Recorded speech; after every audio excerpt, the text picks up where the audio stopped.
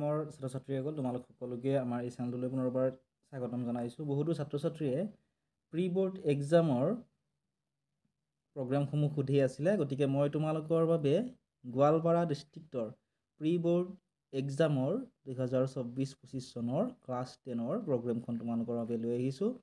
তোমালোকে চাই যোৱা, ঠিক আছে। লগতে তোমালোক যদি আন ডিষ্ট্ৰিক্টৰ কাৰণে প্ৰগ্ৰামসমূহ তোমালোকক লাগে, তোমালোকে কমেণ্ট ছেকশ্যনত জনাবা তোমালোকৰ ডিষ্ট্ৰিক্টখনৰ নামটো। গোৱালপাৰা ডিষ্ট্ৰিক্টৰ যিসকল ছাত্ৰ ছাত্ৰী আছে তেওঁলোকৰ পৰীক্ষা আৰম্ভ হ'ব 26/12/2024 অৰ্থাৎ ডিচেম্বৰ মাহৰ 26 তাৰিখৰ পৰা তোমালোকৰ প্ৰি বৰ্ড এক্সামসমূহ অনুষ্ঠিত কৰা হ'ব। তোমালোকৰ পৰীক্ষাসমূহ 12টা বজাৰ পৰা 3টা বজালৈকে 3 ঘণ্টাৰ পৰীক্ষা হ'ব, ঠিক আছে। প্ৰতিদিনৰ সময়টো একেই হয়, 12টা বজাত পৰীক্ষা আৰম্ভ হ'ব, 3টা বজাত তোমালোকৰ পৰীক্ষা শেষ হ'ব। 26 তাৰিখে তোমালোকৰ ইংলিছৰ পৰীক্ষা আছে।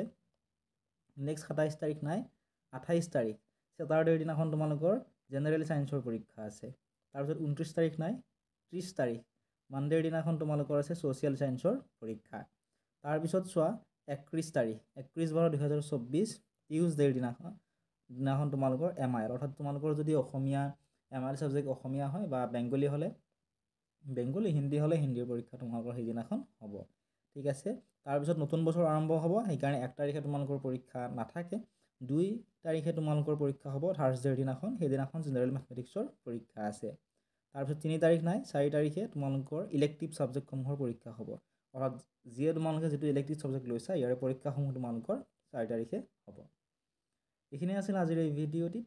যদি ভিডিঅ'টো চাই ভাল পাইছা, ভিডিঅ'টো লাইক কৰি দিয়াৰ লগতে চেনেলটো ছাবস্ক্ৰাইব কৰি দিবলৈ নাপাহৰিবা। লগতে আন কোনখন ডিষ্ট্ৰিক্টৰ তোমালোকক প্ৰগ্ৰামসমূহ লাগে কমেণ্ট ছেকশ্যনত